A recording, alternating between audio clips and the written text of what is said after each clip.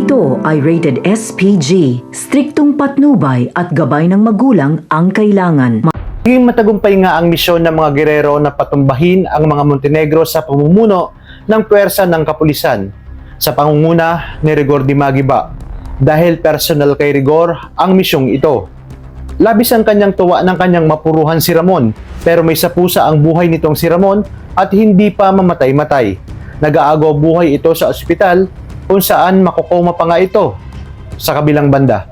Dahil sa naturang accomplishment ay ipinakita ni Mayor Miguelito sa publiko ang mga nadakip na tinawag niyang Montenegro Drug Syndicate at ibinida ang kanilang nasamsam na pera at sangkaterbang mga droga.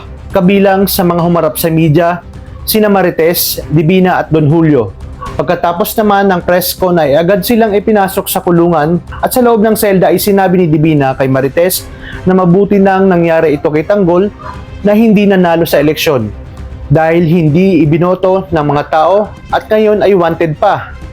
Pumalag naman si Don Julio at sinabing dinaya ang kanyang apo kaya ito natalo sa eleksyon. Pumelta naman si Divina at sinabi na sakaling manalo man si Tanggol ay hindi naman ito susunod sa kanilang gusto ni Ramon. Maya-maya pa ay ipinatawag ni Roberto si Divina at nagipag-usap ng masinsinan.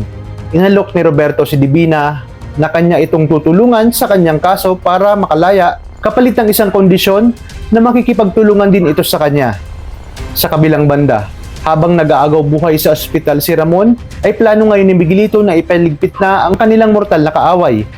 Napanood naman ni Tanggol sa balita na buhay pa ang kanyang amang si Ramon. Nagulat ito at nag-i-emotional pa nang malaman na buhay pa pala ang kanyang tatay. Alam niya sa kanyang sarili na hindi magtatagal ay tutuluyan nga ng mga gerero ang kanyang ama sa ospital. Kaya gagawin niya umano ang lahat upang maitakas ang kanyang amang si Ramon bago pa siya maunahan ng mga kalaban. Ngunit bago nga ito ay nagkaroon ng matinding bakbakan dahil sa pagtatraidor ni Divina kung saan ikinasawi ng mga binitos. Nagpupuyo sa galit si Tanggol at gustong-gusto niya nang lumaban. Ngunit agad niyang naisip ang kanyang amang si Ramon. Kaya dali-dali siyang umalis upang agad na mailabas at maitakas ang kanyang ama sa ospital. Kaya naman pakaabangan natin kung anong paraan ang gagawin ni Tanggol para tuluyan niyang matakas si Ramon. Sino ang kanyang magiging kakampi sa loob ng ospital.